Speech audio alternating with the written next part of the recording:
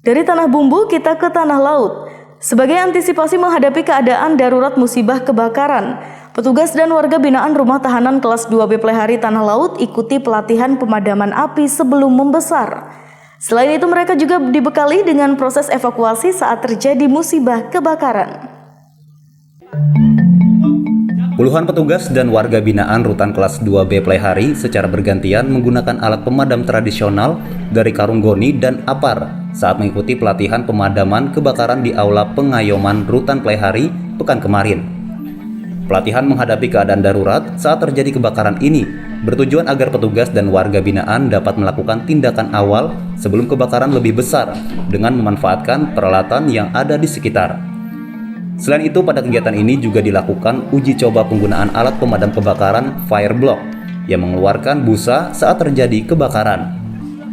Kepala Rutan mengatakan pelatihan yang merupakan kerjasama dengan Satpol PP dan Damkar Tala ini juga menjadi langkah pencegahan setelah adanya musibah kebakaran di Rutan Cipinang beberapa waktu lalu.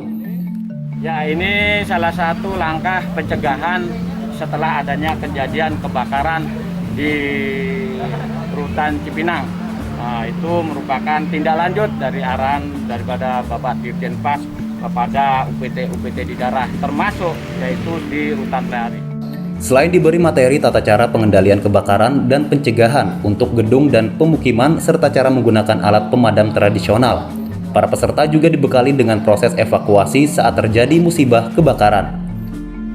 Kita sampaikan tadi mulai jam 9 pagi tentang materi kebakaran secara umum, kemudian kebakaran gedung kantor, dan evakuasi apabila terjadi kebakaran di kantor ini. Kemudian materi apar, cara menggunakan apar, kemudian apa yang bagus dan cocok, melakukan praktek menggunakan apar satu persatu semua karyawan yang ada di rutan ini. Saya belum pernah sebelumnya dan itu merupakan pengalaman pertama kali. Awalnya rasanya gimana? Awalnya memang takut untuk mendekati api tersebut.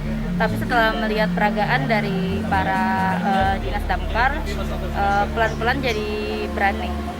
Jadi kira-kira nanti seandainya terjadi masih bisa mengerjakan itu? Oh, kalau seandainya terjadi, insya Allah sudah berani. Dari Tanah Laut, Zulkifli Yunus, iNews melaporkan.